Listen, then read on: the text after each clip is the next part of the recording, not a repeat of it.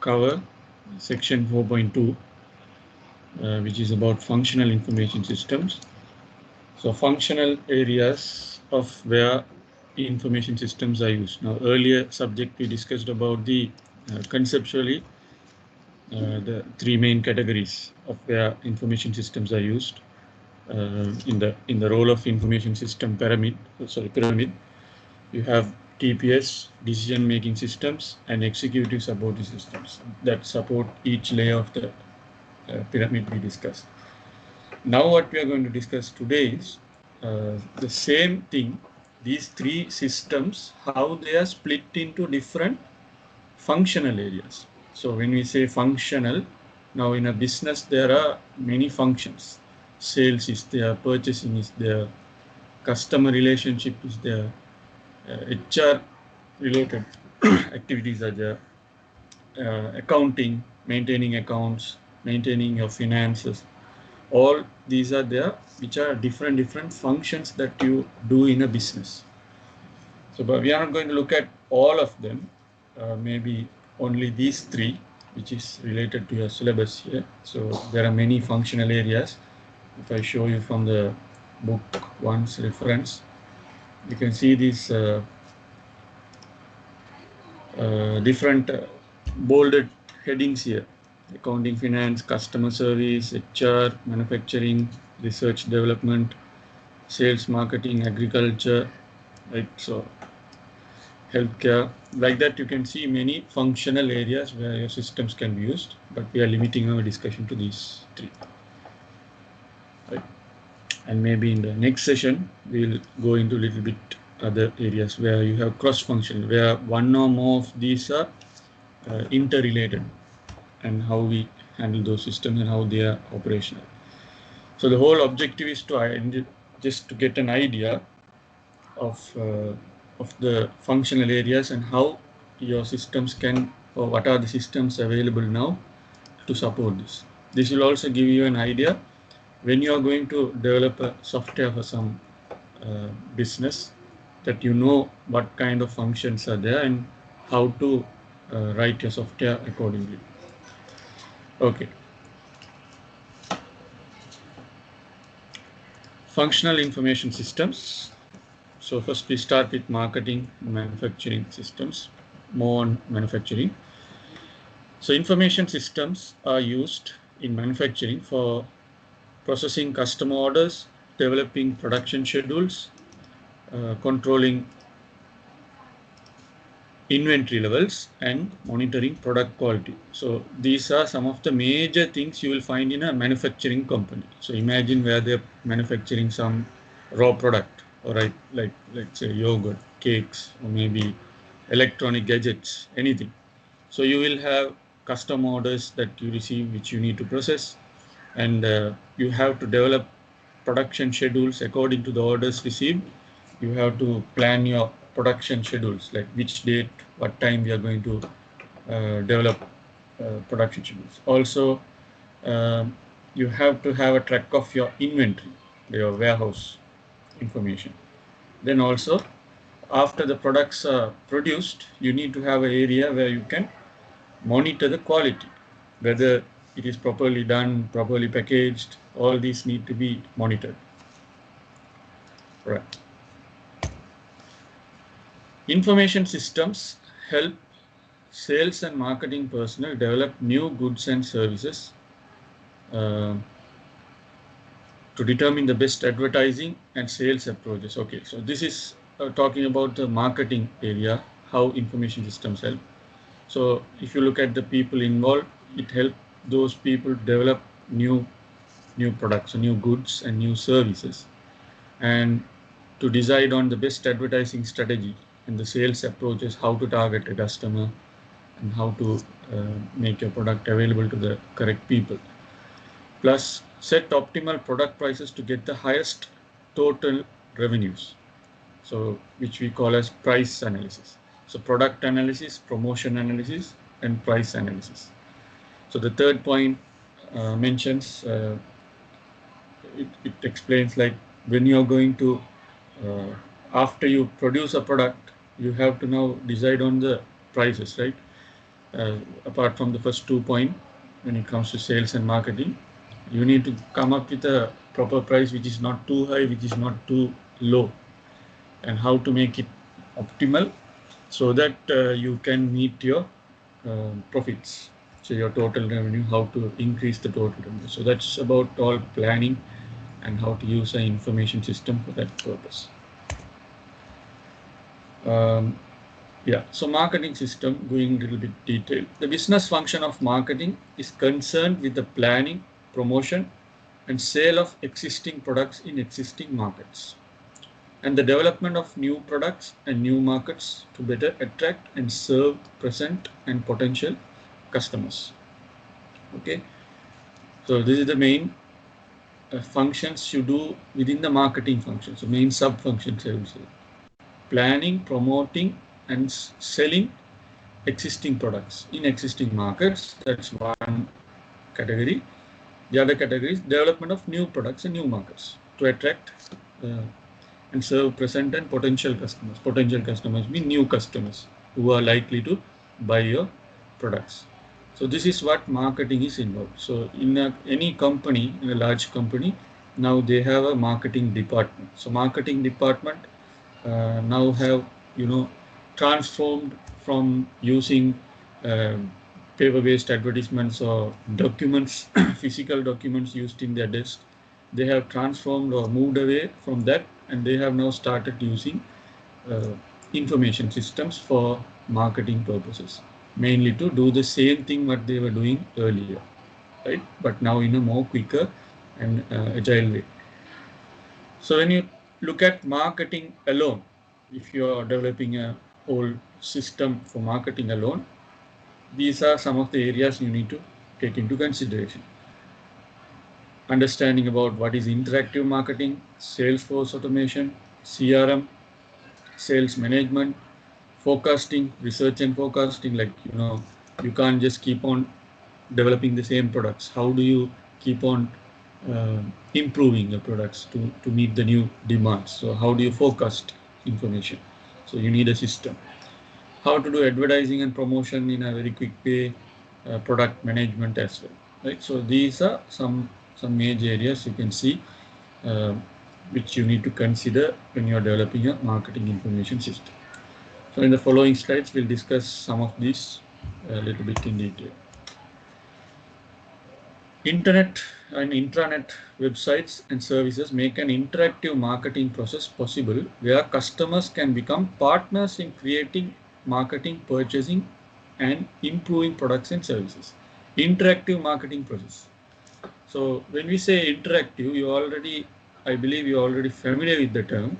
So when we were discussing about OLTP, online transaction processing systems, there we learned this term interactive.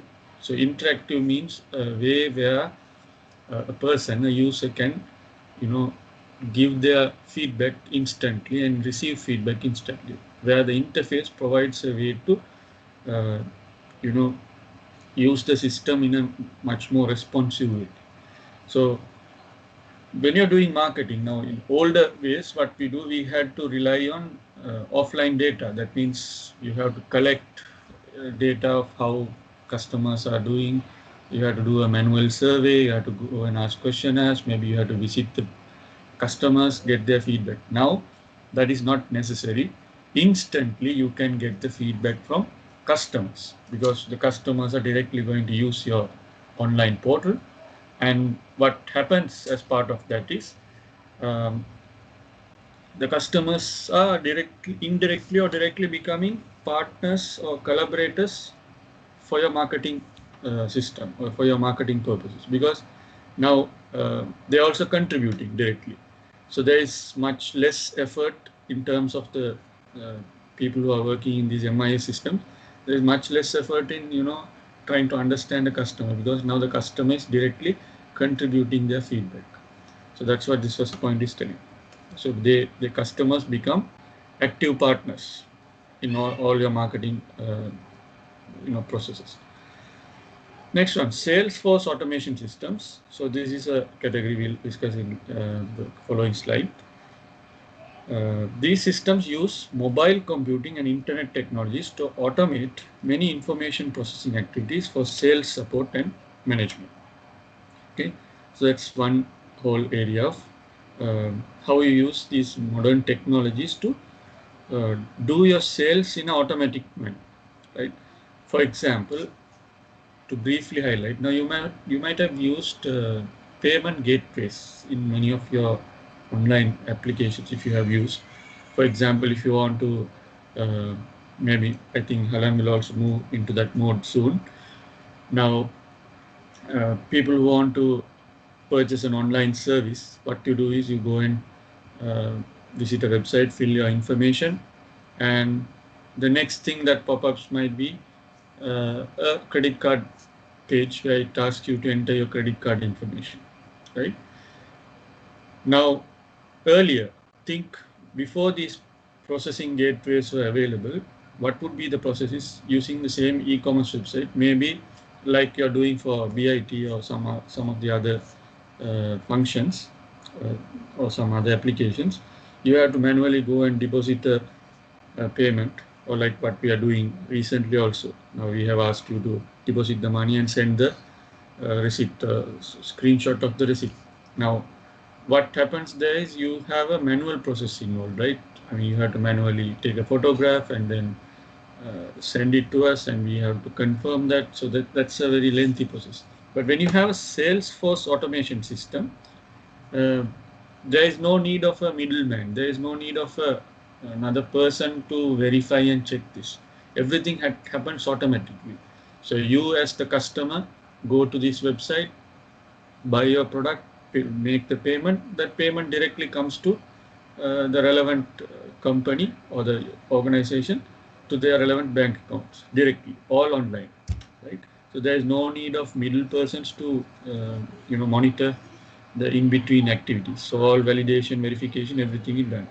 For example, if the fund is not sufficient also, maybe instantly your purchase request will be rejected, right? So this is what Salesforce automation is talking about. Okay.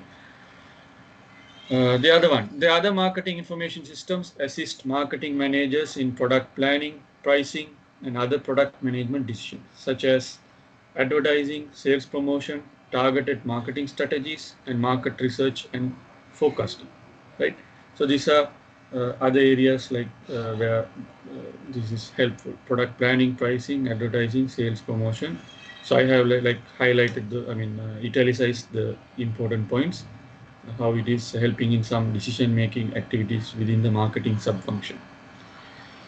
Finally, enterprise-wide systems like customer relationship management linked to the portfolio of marketing information systems to provide and obtain data essential to the marketing function, right?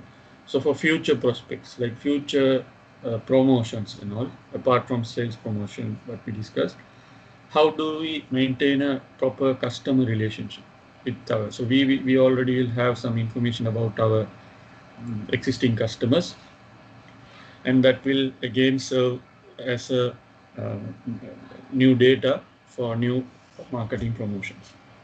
So then we'll have to maybe connect with other systems to make this a much more effective marketing application. Interactive marketing, as I mentioned, is going to describe a customer-focused marketing process that is based on using the internet, intranets, and extranets to establish two-way transactions. Two-way. So you allow the user or the customer to provide their feedback, and also give them instant feedback. Right. So to establish two-way transactions between a business and its customers or potential customers.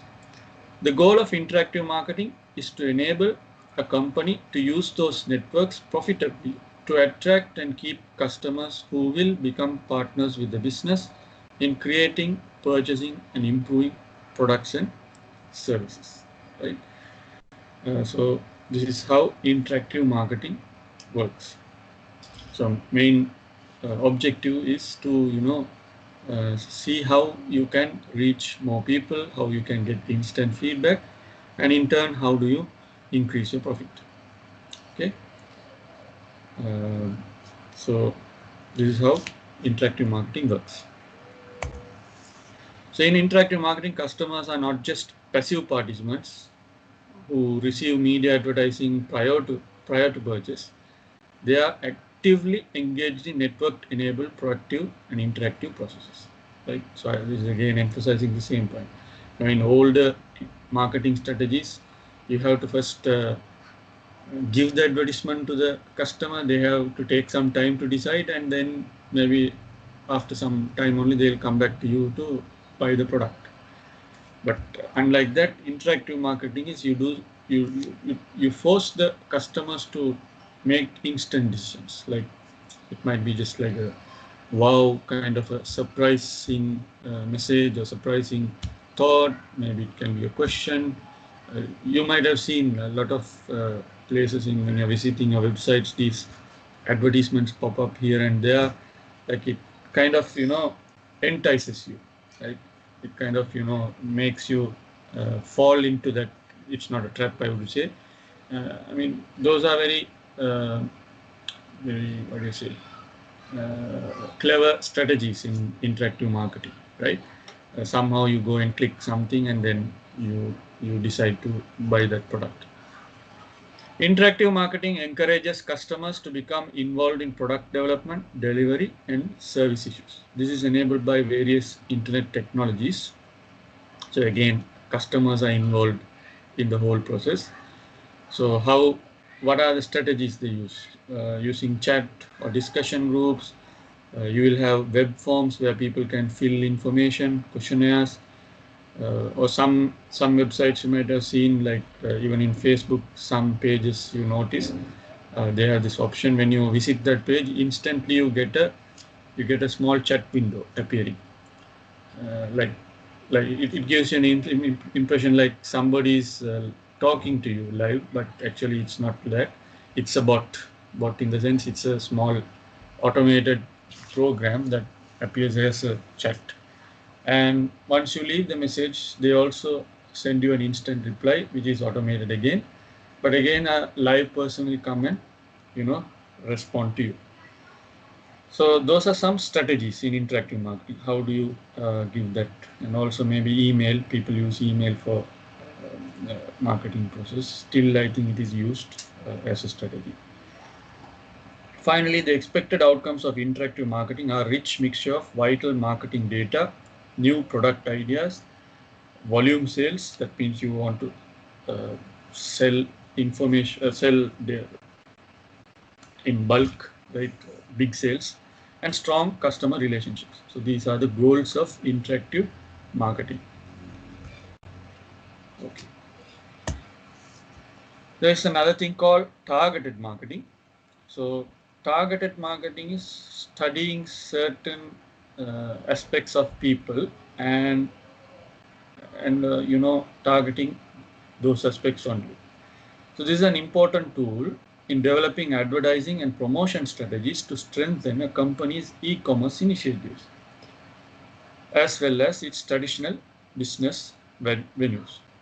Step back. Okay, so this is what target marketing is. So you target certain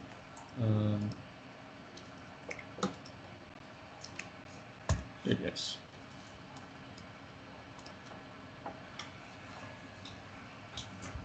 Companies. So let's talk about community. The first aspect of targeted marketing. When you target communities, you can target entire communities. When we say community, it's not about what we feel like ethnical community or something like that. It's not necessarily limited to that. Now there might be certain interest groups, like for example, if you are a person liking to do farming, so that's a farming community. Like if there is a person interested in maybe, let's say, cosmetics, so there might be mostly ladies on that area. So that is a cosmetics community, right? Like this, you can take many examples depending on the product and service or the interest groups we say, right? So that's what community is talking about. So companies can customize their web advertising messages and promotion methods to appeal to people in specific communities. They can be communities of interest, such as virtual communities of online sporting enthusiasts or arts and crafts hobbyists, or geographic communities formed by the websites of a city or other local organization. Right? As I mentioned, this can be people who are having interest in some area, and you can target as a company. You can target. You can do marketing strategies, targeting those communities. Right? Today, I think in Facebook, you will see a lot of promotions that happen in this manner. Um, I think even in this demographic sense or in the online behavior sense, content-wise also, in social media networks such as Facebook, you can see uh, targeted marketing that is happening.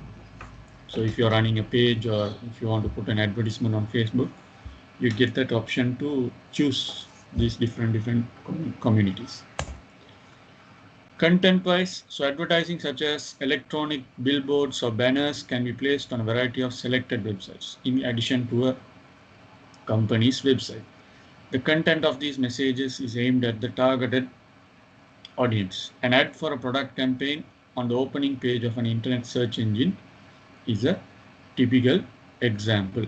Right? So this is more of a conventional way of using advertising on the internet. Still, it is being used.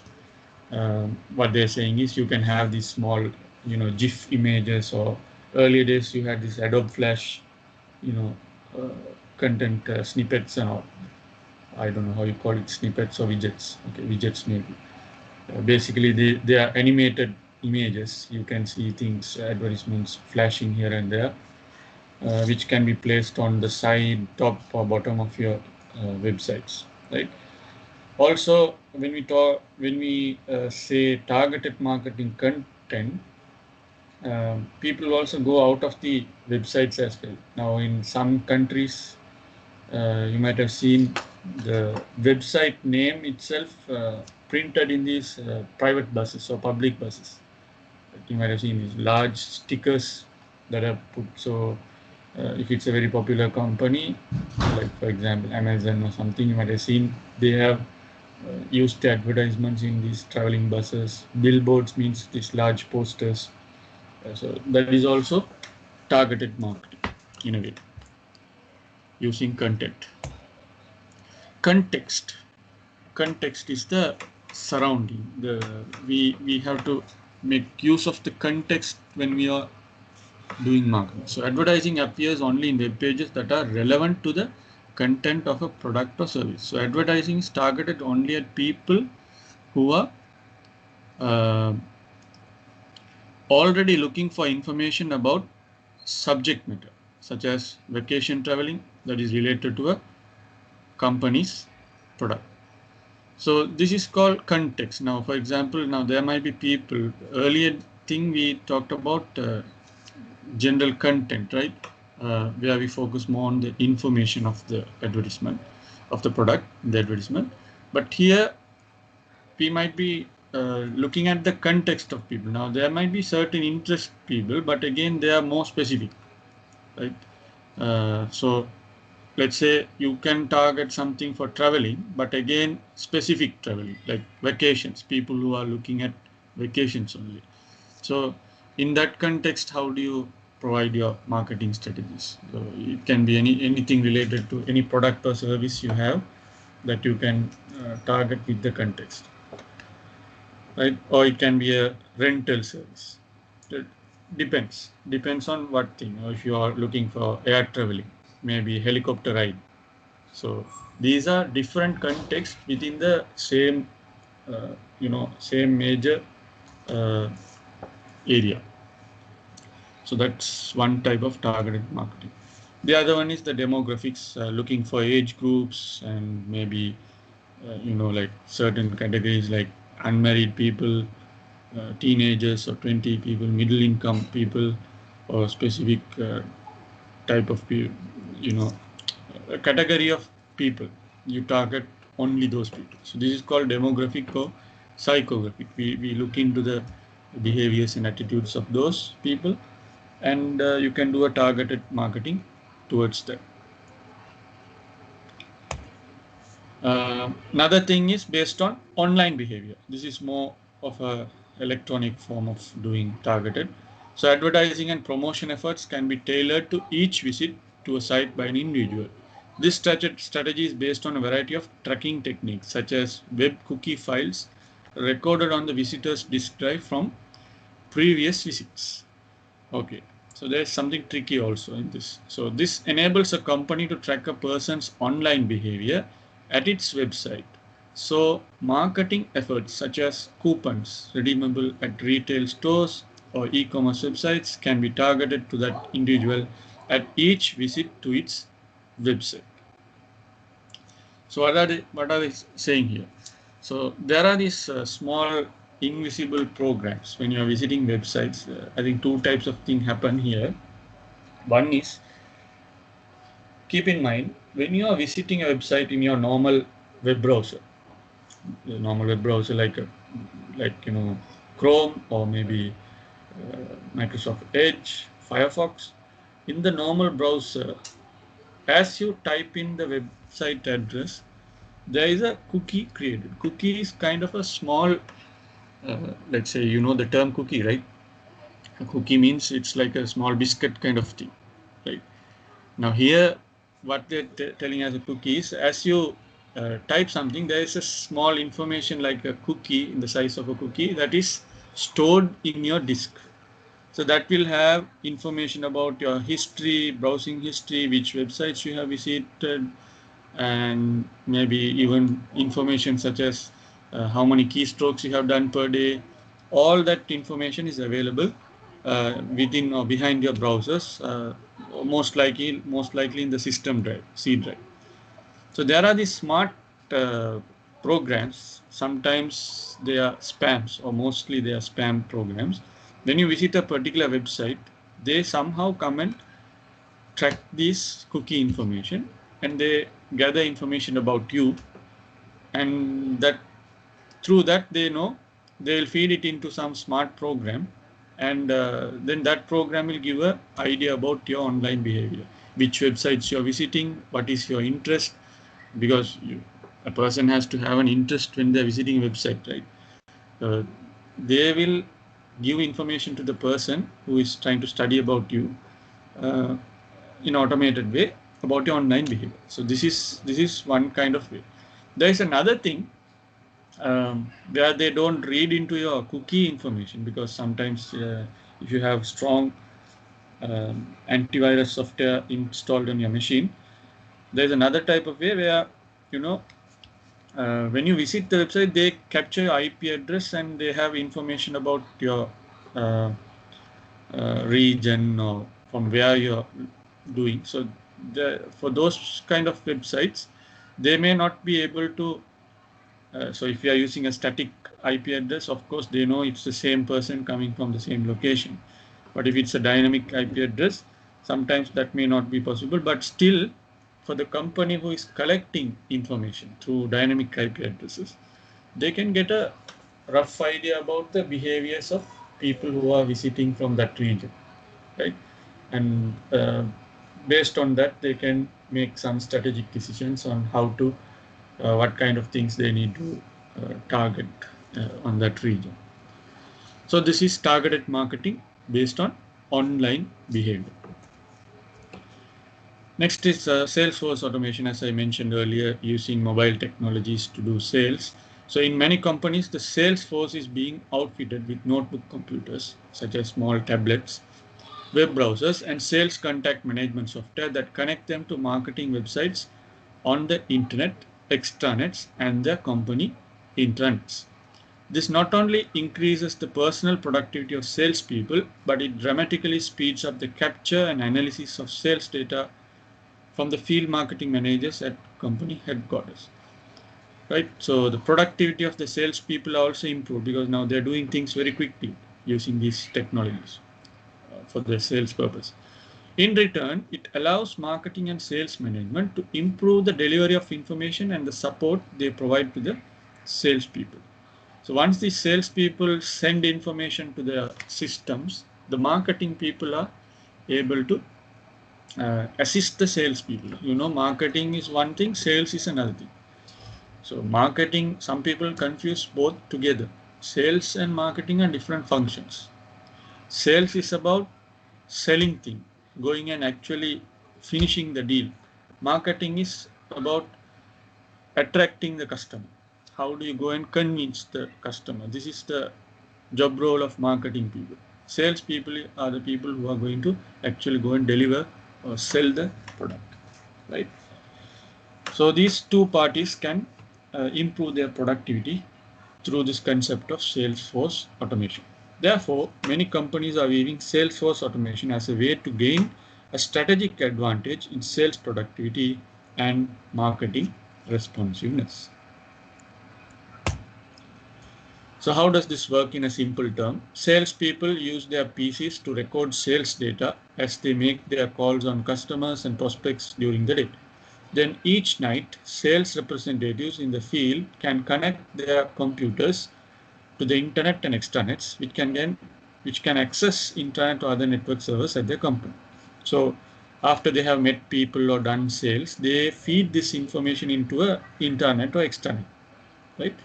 Then they can upload information on sales orders, sales calls, and other sales statistics, as well as send email messages and access website sales support information. So this is how they can send the information. After they have done that, in return, the network servers may download product availability data, prospect lists of information on good sales prospects, and email messages. So what they're doing here is basically, for Salesforce automation to be functional, salespeople will need to feed data about who they have met and what type of people, what they have done during the day. They have to feed that information. Once they feed that to the system will, automatically give them some idea. Okay, you have met these people. Maybe you should try also these people. Maybe because like with the information you have shared about a particular company, maybe your marketing system might have information about the other companies that are connected to this main company you have visited. So then that will produce you or give you more information. Okay, these customers are related to this particular company you have visited. So maybe in the next 2-3 days, go and visit these other 4-5 people, right? So it will be smart enough to provide information such as those things. So for that, data needs to be uploaded. So salespersons will do that. So if you are doing a very large marketing strategy, this is how people do that, right? So this is one area. So now you can see how big this thing is about. It's not just about doing business. How do you plan? How do you attract new? How do you think beyond what you are doing today? So this is what Salesforce automation is helping companies when they're using information systems. Okay. Up to that point, any questions on marketing? So all this time I was discussing about the marketing function. Any questions on that? Marketing area? Understood how things work? Okay. All right. So I assume others also understood.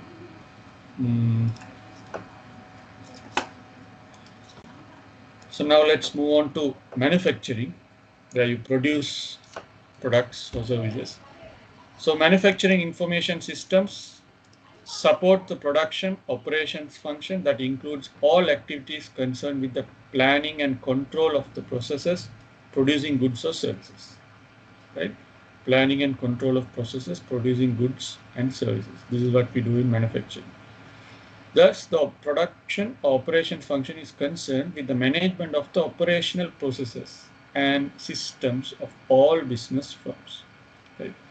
All the different processes that are involved. So how do you monitor and how do you manage it? This is what we do with the MIS, manufacturing information system.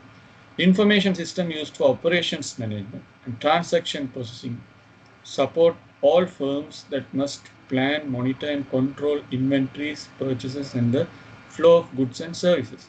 Therefore, firms such as transportation companies, wholesalers, retailers, financial institutions, and service companies must use production operations information systems to plan and control their operations. Right? So this is what happens with the manufacturing system. So different types of companies will be involved in manufacturing. That's what is given here. It could be transportation companies, wholesalers, retailers. So they need to use these manufacturing systems to, monitor and control all these different aspects in the business. So one way is we use computer integrated manufacturing. CIM is an overall concept that emphasizes that the objectives of computer-based information systems in manufacturing must simplify, automate, and integrate all the production processes. Right? So in a CIM system, what we do is first is simplifying the production processes. Okay, so first it should simplify. It should make things very easy. Right? That is one objective. Second thing is it should automate the processes and the business functions that support them with computers, machines, and robots. So what do you mean by automation? Automate means doing things without human interaction. Right? That should be a second objective. Third is that it should, connect all the different processes from the different areas in the business, right? Using computer networks or cross-functional business software and other information technologies, right? So this is what CIM is expected to do and support in the manufacturing process, right? Then discussing further, the overall goal of CIM and other manufacturing information system is to create flexible, agile manufacturing processes that efficiently produce products of the highest quality. So again, it's talking about one objective of getting quality products. So CIM supports the concepts of flexible manufacturing systems, agile manufacturing, and total quality management. So what happens is, what we are expecting from this is, now earlier days when people are doing manufacturing, they had to follow strict processes. So this is the start point, this is the end point, this is how you have to work, you will have time schedules, you will have some strict conditions, but that is not expected with the CIM. With CIM, we are trying to be more flexible. So there will be flexible manufacturing systems. Now, for example, if a wastage is happening when you're producing, you might have given certain parameters to maybe, let's take a small example in a tea manufacturing or tea packing company, right? Now, the tea powder comes through the system and you have a specified set of a size for the packets, let's say 200 gram packets. And when it is filling as part of the system that automated, that it goes through the belts and all. No. So when it is filling the packet, there might be some wastage dropped into the belt. Now, what can happen is you can have another area in the system which is very flexible. Those wastages, instead of before going to another bucket or something, you can have a brush or something which can route all those tea dust into another belt, which can start up another line of packeting. Maybe that may not be a 200 gram packet, maybe a 50 gram packet line, right? So at the same time, you're doing a flexible way of production, something like that. So that is one small example which came to my mind. Like that, you don't follow strict processes. How do you make it flexible? How do you make it agile? Agile in the sense how quickly you can do things, and how do you overall maintain the quality? So these are some major concepts in each industry. If you study, you will get some idea. I leave that for your research later. Implementing such manufacturing concepts enables a company to respond to and fulfill customer requirements quickly with high quality products and services, right? So this is what expected. Manufacturing information systems help companies simplify, automate, and integrate many of the activities needed to produce products of all kinds. Example, computers are used to help engineers design better products using computer-aided engineering and computer-aided design systems so that they can, simplify, they can plan some work that is happening in the manufacturing, right? They use some models, computer-generated models, they can use the workflow very easily. They are also used to help plan the types of material needed in the production process, which is called MRP, Material Requirements Planning, and to integrate the MRP with production scheduling and shop floor operations, which is known as Manufacturing Resource Planning. So what do you mean by shop floor operations? Now in a warehouse, you have a thing called shop floor. In a manufacturing company, you have a thing called shop floor. Shop floor means where you have the machinery. Now, most of these machines, they don't reside on the top, or they are not kept in the top floors. They are normally at the very low level floors. So that is called shop floor. So mostly in the shop floor, you will see machinery items. So an MRP system can be targeted for those kind of operations. How do you automate it with less human intervention? Okay, so it's more about planning. How do you plan the activities in such areas? Computer-aided manufacturing systems are those that automate the production process. For example, this could be accomplished by monitoring and controlling the production process in a factory, or by directly controlling a physical process. It can be by using a machine tool, which is called machine control, or you control machines with some human-like work capability, such as robots. So maybe using a joystick or a mouse, or some kind of or maybe a set of buttons. How do you control? You might have seen these things in most of these, large-scale manufacturing factories, right? Where the human beings are not doing the work, systems are doing, but you will have a monitor, computer screen, which gives you the progress update, right? Like for example, temperature levels when they are rising, when they are lowering down. So you will have a person who is sitting in front of the system and just monitoring them. And whenever needed, they will just press some buttons and control the activities. So that's called computer-aided manufacturing. Manufacturing execution systems are performance monitoring information systems of factory flow operations. So same thing, they monitor, track and control the 5 essential components involved in a production process. That is materials, equipment, persons, instructions and specifications, and production facilities. Right? To control this, we use MES systems. MES includes shop floor scheduling and control, machine control, robotics control, and process control systems. Right? Now you don't have to memorize all of this, just to give you an idea what is there in what areas MES is used. These manufacturing systems monitor, report, and adjust the status and performance of production components to help a company achieve a flexible, high-quality manufacturing process. So the 5 components I mentioned here. So by giving reports on these, reports and statuses of the materials, equipment, for example, when some machine is not working, you will get a status update. You will get a notification. If some person is not there, maybe the system will give an information there is nobody to operate this. So that kind of a system is known as manufacturing execution system. So when you have a proper system in place that gives a progress on these things, then you are achieving a high quality manufacturing process. Right. So process control is the use of computers to control an ongoing physical process. Process control computers control physical processes in petroleum refineries, cement plants, steel mills, chemical plants, food product manufacturing plants, pulp and paper mills, electric power plants, and so on.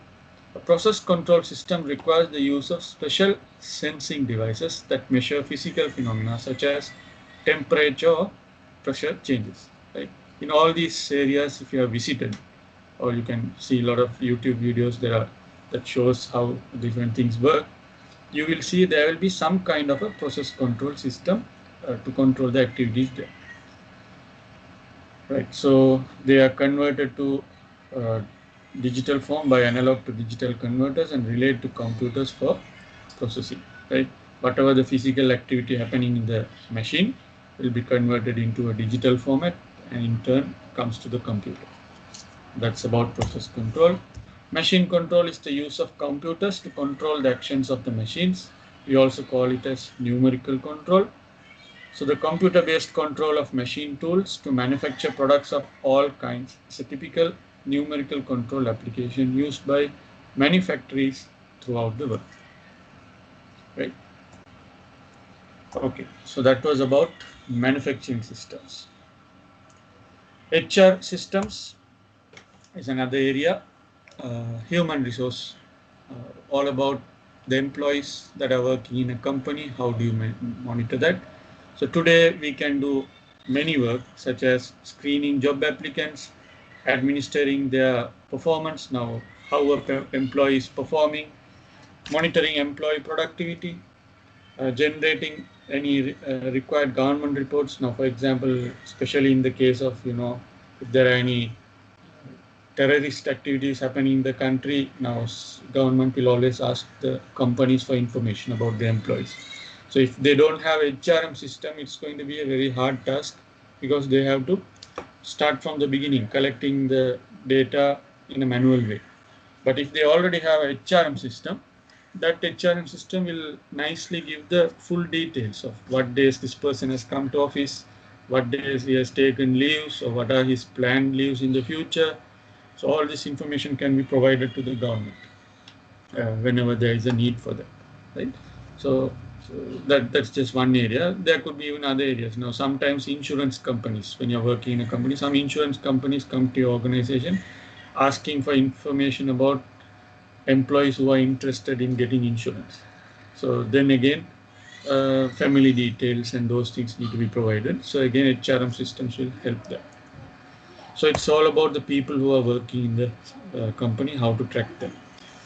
So the HRM function involves the recruitment, placement, evaluation, compensation, and development of the employees of an organization. What do you think about what is the meaning of compensation? Anybody? Compensation, how do you say? Like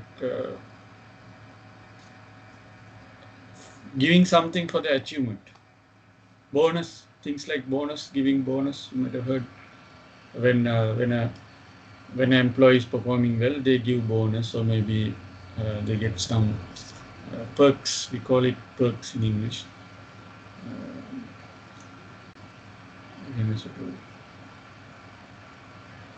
Like some additional compliment or a gift or something for their achievements. Maybe it might be for the month or end of the quarter or annually, right? So an HRM system will help to decide on those, when and what time to give the compensation, right? So it's all about, having information about employees. So the goal of human resource management is the effective and efficient use of the human resources of a company. So in a HR system, what we do is, it's designed to support planning to meet the personal needs of the business, development of employees to their full potential, and controlling of the personal policies and the programs, right? Personal policies in the sense the people who are working there. What are the policies in the company and all those things? HR systems can help to design those things. Originally, businesses used computer systems to produce paychecks and payroll reports, maintain personal records, and analyze the use of personnel in business operations. This was the earlier usage. But today, just beyond this, these are the basic operations we do related to people in a company. But now, what they're using it is for advanced work. such as recruitment, selection, hiring, training, job placements, or maybe promotions.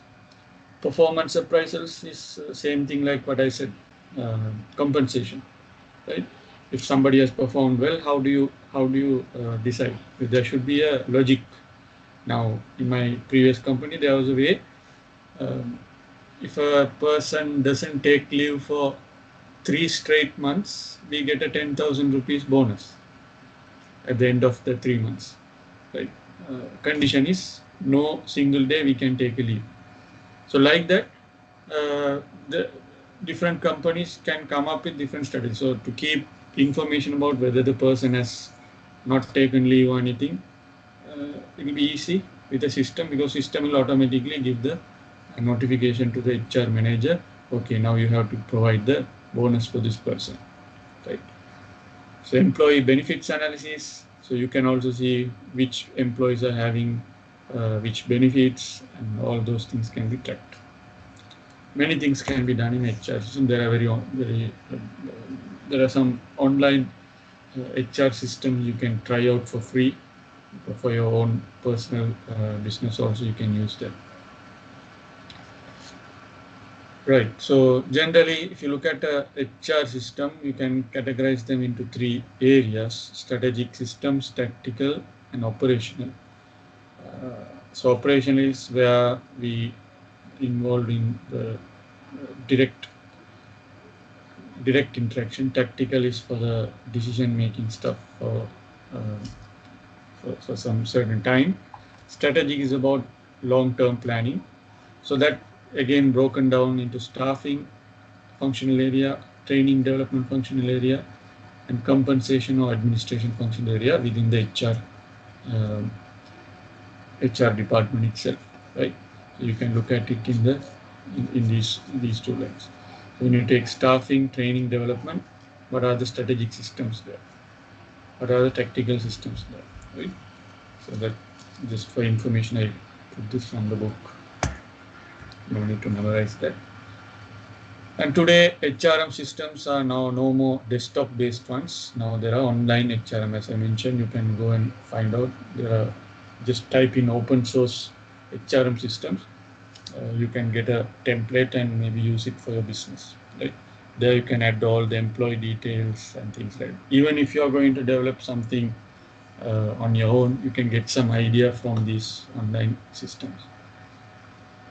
So apart from that, using something for them, companies are also using third-party commercial recruiting services and databases on the World Wide Web. So in order for some person to hire, let's say if you don't have the time to call for an advertisement, like if you need a developer or if you need some assistant for your company, you don't have the time to advertise. So what you can do is you can contact some commercial recruiting services, and they will, maybe you have to just give the information, they will do the advertising for you, and maybe even they will do the interviewing process, everything, and select the right candidate for your job, for your company. Right. Apart from that, people use internet news groups, now social media is used, or maybe you communicate through email as well to get the relevant people to the company. Intranets allow the HRM department to provide around-the-clock services to their customers. Yes. Who are the customers in an HRM? The employees itself. So if employees want to see information about themselves, their leaves, how many days they have taken annual leaves, sick leaves, things like that, they can log into these intranets and get some information. They can also disseminate valuable information faster than through previous company channels. So having an intranet, HRM intranet is going to help the employees. Intranets can collect information online from employees for input to their HRM files. And they can enable managers and other employees to perform HRM tasks with little intervention by the HRM department. Right?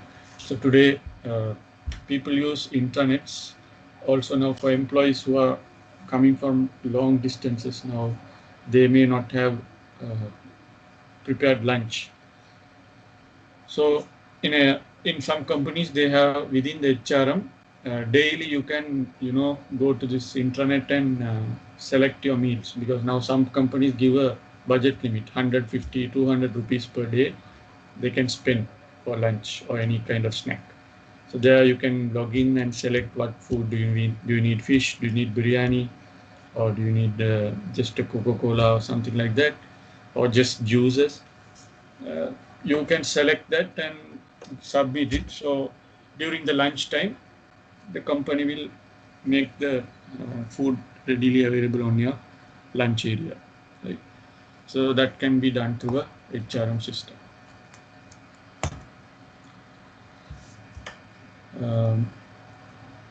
Yeah. Apart from that, employee self-service, so that is again related to what I explained here in the previous slide. They allow employees to view their benefits, enter travel and expense reports, verify employment salary information, access and update their personal information, and enter time-sensitive data. So I hope you understand how what this is talking about. So how the employees can get a benefit through using an HRM system.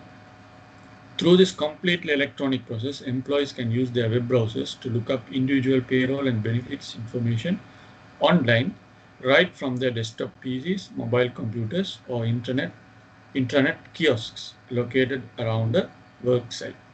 You know what is a desktop PC, you know what is a mobile computer. What is a kiosk? Any idea of a kiosk? Anybody? You can unmute and tell also. No problem. Tamil also fine.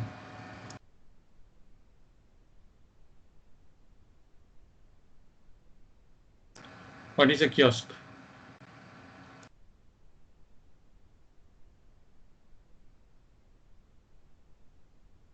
Have you seen a kiosk? You can type the internet and see.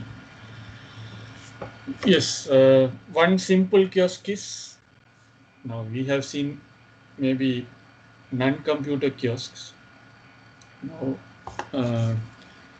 if you go to this bus stands, I don't know whether in Putlam we have a proper bus halt I say. Now, you might have seen some small boards, kind of advertisement boards. Now in Colombo, maybe in Gold Road, you see many of these kiosks, right? When you are stopping at a bus halt, like just next to the bus halt, you may have a small board-like thing, a screen-like thing, which will, keep circulating. So there'll be advertisements going, there'll be information going on that. So that is kind of a manual kiosk. If you go to, I don't know whether it's available in One Golfes, if you have visited that, or maybe even some bigger shopping malls, there'll be these computer screens. All right, sometimes like when you visit exhibitions, you have this, not only in exhibitions, exhibitions or maybe McDonald's or somewhere. Now they have these kiosks. You don't have to go to the regular counter. You can go to this kiosk and just enter your details, what burger, what food you need to buy, and you can place the order by it's just a touch screen. It will be fixed in one place. You can't move that screen here and there. It is fixed there. It's basically a touch screen based interface, and basically for viewing information or submitting information, right? That's the whole purpose of kiosk. Or if you have visited BMICH also, you will see kiosks placed at many places, computer screens. You can touch and get some information. So if you're lost in a large site, you can go and just tap and get the information where you are. So that is called kiosks. So in some companies, big companies, they have intranet kiosk that is located here and there, and people can go and get information whatever they need without going to a specific computer. Another benefit of the intranet is that it can serve as a superior training tool. Employees can easily download instructions, processes to get the information or education they need. They can use video training all through the HRM system.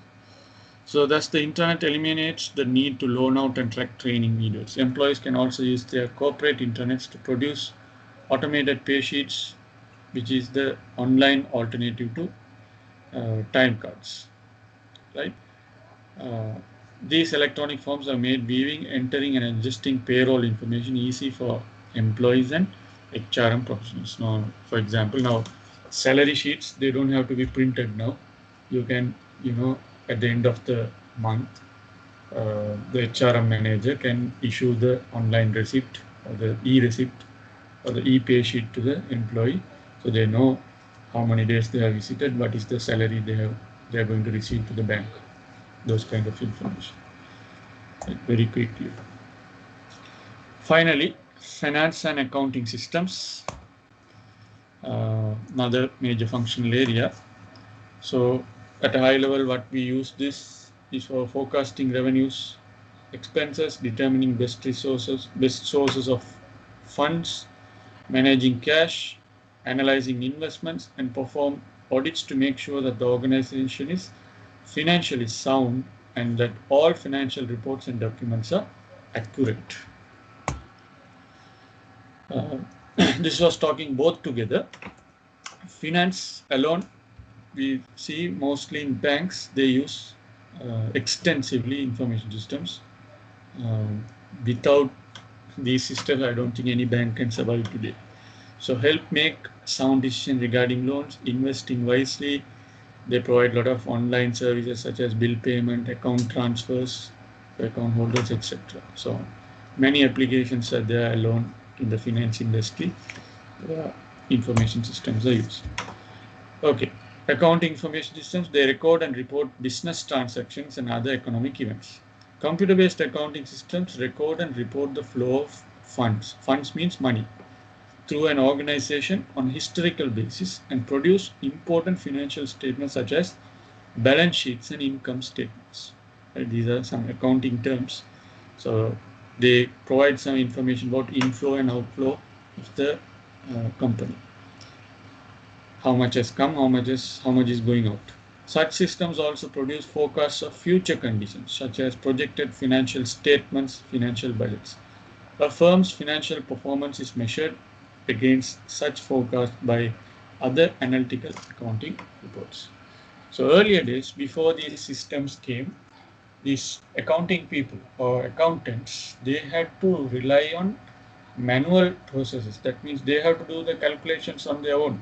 They will have all this information, whatever we are feeding into the system. Manually, they already have that information. But to come up with a decision, they have to spend time doing all the calculations, using the statistical formulas, whatever they have studied in the university, all those things they have to apply. But with accounting systems, all those things are now simplified for them. They just need to know how to use the correct functions or the buttons, right? Now here you can see the different sub areas in accounting information systems, such as sales transaction processing. You have these three sub areas. Cash receipts and disbursements, that means receiving cash and giving cash. You have these areas. General ledger, where you have all the information recorded, which is used for financial reporting, that is one area. If you look at the, this HR related payroll, that means the payment related thing, that is one area. Purchasing of things which is related to the accounting payables and all, this is one area. But overall, you can see through the use of the arrows how one area is related to the other areas, how each area is related to each area and how they are interconnected, right? Although there will be special experts who are working only on this, like that. But again, everything is interrelated when you're doing a business. So operational accounting systems emphasize legal and historical record keeping and the production of accurate financial statements. So in operational accounting systems, we can categorize them into 6 areas, 6 major areas where operational work is happening. So order processing, inventory control, accounts receivable, accounts payable, payroll general ledger. So I have already explained this earlier. I leave it for you to read here. What these 6 major areas are. Like sometimes you might get a question on this. What are the main operation areas or common business function? Different type they will ask. They could ask it as common business accounting systems. What are the main ones? 6. Or what are the operational accounting functions? These 6. Okay. Receiving orders, maintaining inventory, receiving money, paying money, handling the salary information about employees, and maintaining all historic information, that is called general ledger. Getting data from all the different accounting systems, and which is providing the financial statements and reports of the business in a period means monthly, weekly, annually, like that. Okay. Another type of accounting is management accounting systems. They focus on the planning and control of business operations. They emphasize cost accounting reports, development of financial budgets, projected financial statements, and analytical reports comparing actual to forecasted performance. So they help these people who are involved in financial. Okay, that was about management accounting system. Talking about finance alone, computer-based financial management systems support business managers and professionals in decisions concerning the financing of a business. People, before they come and invest in a business, a financial management system can help them to decide whether to invest money further or not. What is the expected outcome? Those kind of decisions can be expected through using a system like this. Or how to allocate and control financial resources within a business. Right? Major financial management system categories would be cash and investment management, capital budgeting, financial forecasting, financial planning. So these are the areas under financial management. So discussing them one by one. So these are given here. So what we do in cash management is predicting, forecasting, and managing the cash position. How are we going to spend money? How do we receive money? Those kind of things. Manage short-term and other securities, investment management. Now, if you are doing, you may have already assets. So how do we maintain it? Bought some electronic gadgets to the company, but if you are not using it for a long time, maybe sometimes you are losing your value of that product. So how do you make money out of it, or how do you avoid repairs happening to that particular product? So that is all about investment management. Capital budgeting. So how do you evaluate the risks and returns, profits of capital expenditures? That means now you have invested some amount of money. How do you keep monitoring when we can get this return? What are the risks? Now in 6 months, can we achieve this or not? Those kind of things, you do it in a capital budgeting. Then forecasting financial performance and financial need is coming under financial planning. That's about future needs. What are the things that need to be bought, or what can we sell in the future? So that is about financial planning. All about how to keep the business active. Capital budgeting process involves evaluating the profitability and financial impact of proposed capital expenditures. So you don't have to memorize these things. If you can just remember these functional areas, that would be fine. So the subsequent discussion is just for additional information.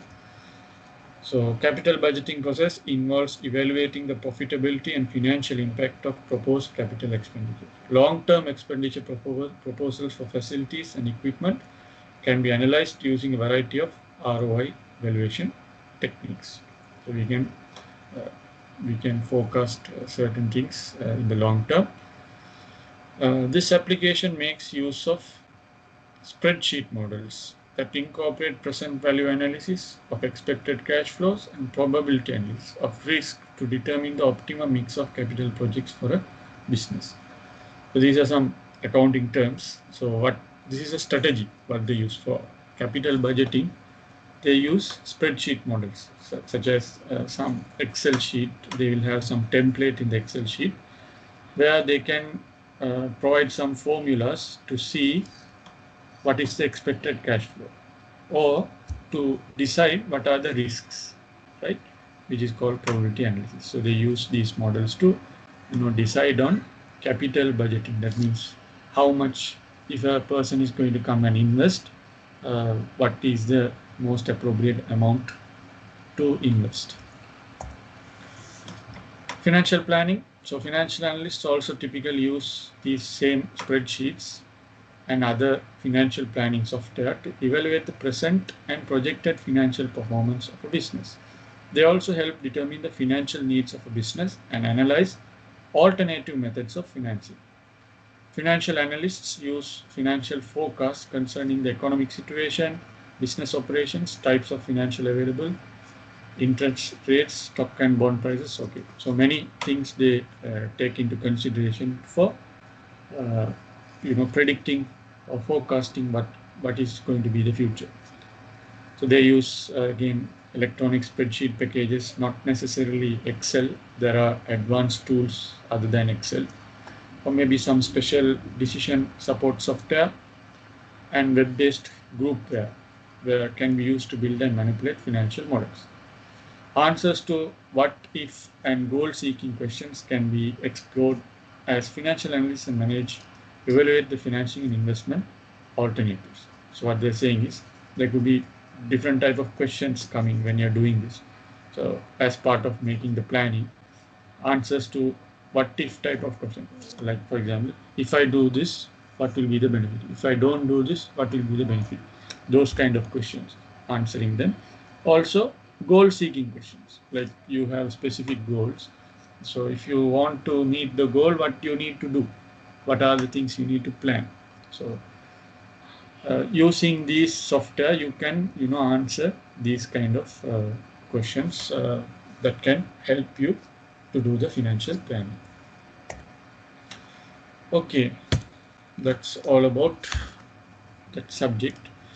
So important point we have to, as for you, is to get an understanding about functional area. There are systems that support different functional areas in the business. So we learned mainly 3 major areas, so I would say 4 major areas. So one is marketing and manufacturing. So those are 2 because it's more related. So when you do proper marketing only, you can do proper manufacturing. Then we discussed about HRM. It's all about people in the company. How do you manage their information? How do you recruit new people into the system and provide facilities in rather than facilities, I would say, how do you track the progress of the people, and how do you provide an interface for the employees to inquire their salary details, their additional details about something related to the company. That is HR. Then finally we discussed about finance and accounting. That is where all about how do you manage your money into the company. So you need, that is a different area of usage. You need accounting knowledge and background. Today's accountants and managers definitely need to have some IT skills. Then only they will be able to survive in this world, right? I would say. Otherwise, because today's world is all run through the internet and intranet, and through these accounting systems.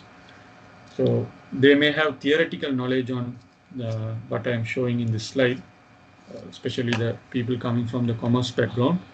They may have the theoretical knowledge, but they are now compelled to learn the IT side of this also, on how to transfer this information to the other, and how to make a mix of that, and how to generate reports. So this skill set is definitely needed. Also, from the technical point of view, if you look at the developers or the IT people, they also need to have an understanding about when you are going to give a software, such kind of a software to the company, you have to have an idea about what are the different areas and how these theories are working. Maybe not into the detail, but at least how your input is going to serve as an output to the other system. How do you produce this input? What format? This knowledge is needed as developers ourselves, right? So this is the whole objective of this subject. Okay, so that concludes that section. Any questions? So just go through this and memorize some of the important points here.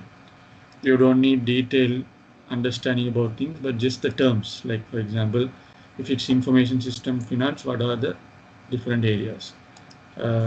As I mentioned in this slide, it's operational accounting system. What are the 6 main functions or common business operations? And the benefits, or like in each first slide, I think I have mentioned the summary of the applications. Accounting finance, where they are used. HRM, for what purpose it is used here. These are all extracted directly from your reference book. Similarly, manufacturing and sales, or manufacturing main application areas, sales and marketing main application areas. Right. Just focus on those points. That will be enough for this subject. Okay, so if no questions, I will wrap up this session.